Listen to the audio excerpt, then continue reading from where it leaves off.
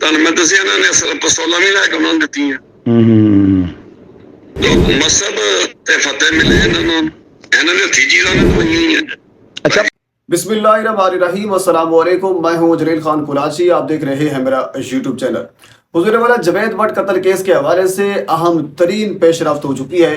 जिस चीज़ का इंतज़ार था कि वो शूटर जो गिरफ्तार हुआ है उसने क्या इंकशाफात करने हैं, उस शूटर ने मुंह खोल दिया है। उसने किस किस के नाम लिया है पुलिस ने वो बता दिया है। अहम तरीन खबर आपके साथ में शेयर करने वाला हूँ।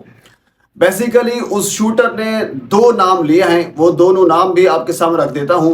कितनी पेशकश की गई थी, किसने पैसे दिए, किसने राब्ता करवाया, ये सारी चीज़ें अब खुलकर सामने आ चुकी हैं। यानी कि जवेद भट्ट कत्ल केस का जो कच्चा चट्टा है वो सारा खुल चुका है। अब हमें एक साइड के ऊपर जो मामला है वो हमें जाता हुआ नजर आ रहा है, क्योंकि इससे पहले एक खलबली मची हुई थी कि जवेद भट्ट साहब को किसने कत्ल करवाया। जो एफआईआर में लोग नामजद थे वो लोग इनकारी थे, जो मुल्ज़मान थे वो इनकारी थे, जो मुद्दई थे वो बार बार इसरार कर रहे थे कि इन्होंने ही कत्ल करवाया है। तो ये बात पहुंची थी शूटर के बयान तक। आज शूटर का अभी कुछ देर पहले बयान सामने आया है। पुलिस ने वो बयान अब बयान कर दिया है मीडिया के सामने, वो आपके सामने मैं रख देता हूँ। पुलिस ने बेसिकली दो शूटर खैबर पख्तूनख्वा से गिरफ्तार किए थे। मैं गुज़श्ता वीडियो के अंदर आपको ये चीज़ रख चुका हूँ आपके सामने। शूटर अजहर और इलियास, अब इन दोनों शूटर ने बताया है कि अमीर मसब जो अमीर बहलाज के भाई हैं उन्होंने हमें 5 लाख रुपए दिए और इसके अलावा 2 घरों का वादा किया हमसे। और इसके साथ पुलिस ये कहती है कि शूटर का शूट करने से पहले और शूट करने के बाद भी अमीर मसब से राब्ता है और था और है। हालांकि आपको याद होगा अमीर मसब इस वाक़े से तकरीबन कुछ 6 दिन पहले बैरून मुल्क चले गए थे। पुलिस ये कहती है कि बैरून मुल्क में बैठकर भी अमीर मसब इन दोनों शूटर्स के साथ राब्ते में थे। अब ये पुलिस का दावा है।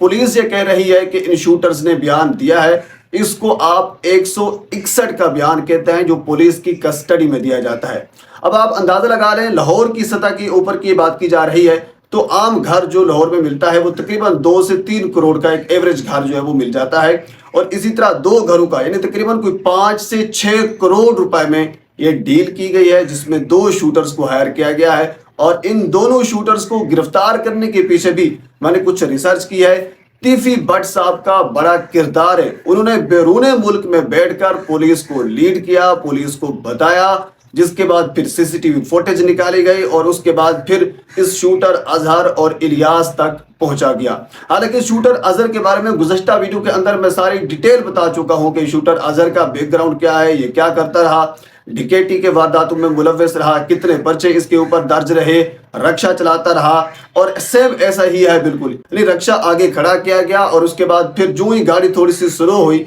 और शूटर ने जवेद भट्ट साहब के ऊपर शूट किया और वो जान की बाजी हार गए। ये सारी चीजें मैं आपके सामने बता चुका हूं। अच्छा, इसके साथ ये भी पुलिस ने बताया है कि एक शख्स जिसका नाम आरिफ बताया जा रहा है, उस आरिफ ने इन 2 शूटर्स का यानी अजहर और इलियास का अमीर मसब से राब्ता करवाया। और साथ ये भी बताया जा रहा है कि वो आरिफ नामी जो शख्स है वो अमीर मसब का साबिक मुलाजिम है। इन साबिक मुलाजिम को उन्होंने इस्तेमाल करते हुए इन 2 शख्सियात से रब्ता किया, इनको हायर किया, 5-6 करोड़ में डील की गई और उसके बाद फिर जवेद भट्ट साहब को कत्ल किया गया। आपको याद होगा जब जवेद भट्ट साहब कत्ल हुए उसके बाद फिर एफआईआर एक नामजद किया गया मुख्तलिफ मुल्ज़मान को, जिसमें 2 मुल्ज़मान थे, एक अमीर फतेह था और दूसरा कैसर भट्ट था। लेकिन शूटर अमीर मसब के बारे में कह रहे हैं, अमीर फतेह या फिर कैसर भट्ट साहब के बारे में अभी तक कोई राय सामने नहीं आई। अब आगे आने वाले इंकशाफ के अंदर कुछ चीज़ें मजीद हमारे सामने आ सकती हैं। लेकिन एक चीज़ और भी याद रखिए, इसको बोलते हैं 161 का बयान जो पुलिस की कस्टडी में दिया जाता है, लेकिन इसकी इतनी कोई वैल्यू नहीं होती। अब इन शूटर्स को पुलिस अदालत के अंदर लेकर जाएगी जहां ये 164 का बयान रिकॉर्ड कराएंगे और उसके बाद क्योंकि जब 164 का बयान और 161 का बयान आपस में सेम आ जाते हैं तो फिर मुल्ज़मान और जो नामजद हैं और जिनके ऊपर ये इल्ज़ाम है, जिनके नाम शूटर्स ने लिया है, उनके ऊपर फिर कह लीजिए कि वो जो मामला है वो आगे चलेगा। लेकिन अगर इन दोनों बयानात में एक तजाद आ जाता है तो फिर मामला भी किसी और साइड के ऊपर जा सकता है। اب معاملہ یہاں سے مجھے یہ لگتا ہے جہاں تک میں نے انویسٹیگیٹ کیا ہے اب ان دونوں خاندانوں کے درمیان جو دشمنی ہے وہ مزید بڑھ سکتی ہے کیونکہ امیر مصعب صاحب کا یہ قدم اٹھانا جوید بٹ صاحب کو قتل کروانا بظاہر جو شوٹر کے بیان آ رہے ہیں جو پولیس نے تصدیق کیا اس کے مطابق ابھی اس کے پیچھے حقائق کیا ہیں اس کی جانب ہم نہیں جاتے اگر اس چیز کو فائنل مان لیا جائے تو اس کے اوپر تو پھر ظاہر سی بات ہے تیفی بٹ صاحب کبھی یہ معاف نہیں کریں گے کیونکہ وہ پہلے اپنے بارہا انٹرویوز کے اندر یہ کہہ چکے ہیں کہ جوید بٹ صاحب ہمارے بہنوئی تھے ہمیں ان سے بہت بڑا پیار تھا وہ ایک شریف انسان تھے وغیرہ وغیرہ اس قسم کی گفتگو کر چکے ہیں ان کے قتل کو معاف نہیں کیا جائے گا ان کا بدلہ لیا جائے گا یعنی ان کی باتوں سے یہ محسوس ہو رہا ہے اگر ابھی یعنی شوٹر کا بیان کسی اور سائٹ پر آ جاتا ہے کہ تھرڈ پارٹی نے ہمیں دیا ہے یا اس قسم کا کوئی بیان آ جاتا تو پھر معاملہ کسی اور جانب جا سکتا تھا اب معاملہ سیدھا جو ہے وہ دوبارہ دشمنی کی طرف جا رہا ہے اس سے پہلے آپ کو یاد ہوگا کچھ عرصہ پہلے میں نے ویڈیو کی تھی اس کے اندر میں نے آپ کو یہ بتایا تھا کہ شوٹر کے بیان کے بعد پھر اس جنگ کا ایک تعین ہم کر سکیں گے اس کا رخ جو ہے وہ ہمیں پتہ چل جائے گا کہ یہ صلح کی طرف جا رہی ہے یا پھر یہ کہہ لیجیے کہ مزید جنگ کی طرف جا رہی ہے تو آج کے ابھی کے کچھ دیر پہلے کے بیان کے مطابق میرے خیال میں اس میں دوبارہ جو ہے وہ جنگ ہو سکتی ہے لیکن پولیس کو کردار ادا کرنا ہوگا پولیس کا کردار یہاں آپ کو یہ بھی بتا دوں اتنا ہے کہ ان سے شوٹر نہیں پکڑا جا رہا جہاں تک میرے ذرائع نے مجھے بتایا کہ تیفی بٹ صاحب نے جو بیرون ملک بیٹھے ہیں انہوں نے لیڈ کیا ہے انہوں نے بتایا ہے کہ یہ آپ کریں اور اس کے بعد اس کو یعنی لیڈ کرتے ہوئے اس کو یعنی اس کی رہنمائی حاصل کرتے ہوئے آپ یہ کہہ سکتے ہیں کہ پولیس وہ پہنچی شوٹرز تک اور خیبر پختونخوا سے 2 شوٹرز کو گرفتار کیا پھر انہوں نے یہ سارے بیانات دیے ہیں اب یہ معاملہ جو ہے وہ تھوڑا سا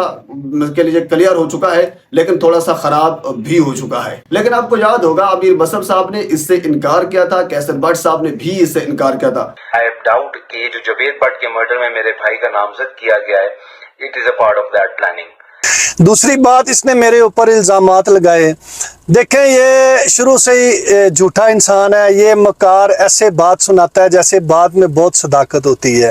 اور اس کی ایک بھی بات میں صداقت نہیں ہے اب شوٹر کے بیان کے بعد امیر مصعب کا کیا بیان آتا ہے امیر فتح کا کیا بیان آتا ہے کیسر بٹ کا کیا بیان آتا ہے یہ ایک معنی خیز ہوگا اور اس کے بعد پھر 164 کا بیان کیا آتا ہے یہ بھی ایک معنی خیز ہوگا بہرحال آنے والے کچھ گھنٹے انتہائی اہم ہیں اس کیس کے حوالے سے جس سے کیس کا جو رخ ہے اس کا ایک تعین ہم کر لیں گے کہ یہ کس سائٹ کے اوپر ہم جا رہے ہیں بہرحال اس کیس کے حوالے سے مزید جو اپڈیٹ میرے تک پہنچتی ہے میں بر وقت آپ تک پہنچانے کی کوشش کروں گا ایک مرتبہ آپ سے گزارش ہے میرے چینل کو سبسکرائب کر دیں تاکہ آنے والی ہر انفارمیٹیو ویڈیو آپ تک پہنچ سکے اللہ حافظ سیکنڈلی میری اطلاعات کے مطابق